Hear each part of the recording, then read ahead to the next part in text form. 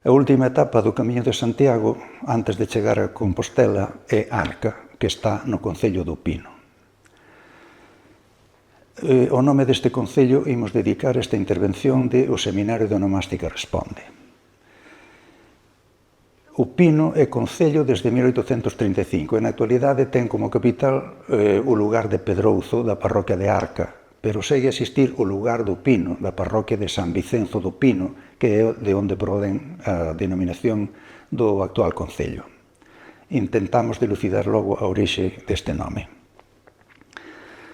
En principio podemos consideralo un topónimo que fala, porque cadra co nome dunha árbore ben coñecida. É ben sabido que na toponimia a presenza dunha árbore singular deu lugar a topónimos. Carballo, Freixo, Cerdeira, Nogueira e moitos outros son un exemplo ben coñecido. Así que o Pino poderíamos incluílo nesta categoría. No nomenclator de España e no dominio do castelán hai bastantes entidades de poboación con nome de Pino. En outros dominios de lingua romance hai o correlato correspondente en catalán, Pi, en occitano Pi, en francés Pin, en francés Pen, en italiano Pino. Ora, no caso galego hai un problema para ligar o nome de lugar e o apelativo Pino co nome da planta, en latín que era Pinus ou Pinum, porque a forma enxebre esperada, segundo a fonética histórica do galego, tiña que ser piño, igual que linum dá liño ou vinum dá viño. Isto parece que nos obriga a considerar que a forma Pino, apelativo e topónimo, é allea ao galego ou polo menos anómala. O doado é considerar que sexa un castelanismo, pero parece extraño que unha planta tan común cambiase o seu nome en xebre por un alleo.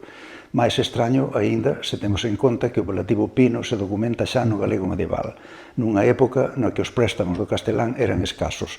Son ben coñecidos os versos de Don Denis no século XIII. Hai flores do verde pino, se sabedes novas do meu amigo, ou estoutos de Pero Gonsalves de Portocarreiro do mesmo século, ou anel do meu amigo, perdío solo verde prino e choreu. Conste que Don Denis usa tamén a forma piño, grafado con NH.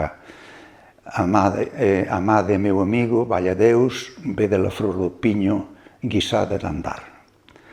Isto supón, no meu entender, que temos que buscar dentro do galego a explicación da recuperación ou non perda do N. Podería ser que na época da evolución de inum para iño convivisen as dúas formas, pino e piño, e que acabase por vencer a forma máis arcaizante con N. Acabamos ver que Don Denis usa as dúas. Na lírica medieval hai algún caso máis de N conservado, como ocorre na palabra abelaneira, e ben coñecido o poema de Aires Nunes do século XIII tamén. Bailemos nós xa todas tres, hai amigas, só aquestas abelaneiras frolidas. E no galego moderno temos o nome doutra árbore que nunhas zonas de Galicia ten N e noutras non. É o caso do amieiro ou amieiro, apelativo e topónimo, que designa unha planta que non ten correlato en castelán, onde a forma con N non se pode explicar, por lo tanto, por castelanismo. Sucede o mesmo nos abundanciais desta planta, que son só topónimos, amenedo ou amenal, amedo ou ameal. Se non nos convence esta hipótese, poderíamos pensar que o topónimo Pino poida estar relacionado con outros apelativos do galego que non significan piñeiro, como é Pino, do carro, cabezalla, o adxetivo pino, moi costento, caera pino verticalmente, pino cúspide, punto culminante, o pino do inverno, o mediodía. Pero esta hipótese ten o inconveniente de que a motivación do topónimo é máis rebuscada. Ademais, non amañeríamos nada, porque estas palabras e outras como empinar pertencen tamén, segundo a hipótese máis volesímil, á familia etimolóxica de pinos.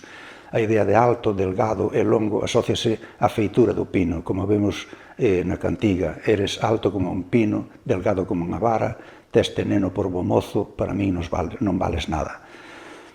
Temos que dicir como remate que o nome do lugar e do concello que nos ocupa mantén a denominación Pino desde as primeiras atestacións que temos del documentos escritos.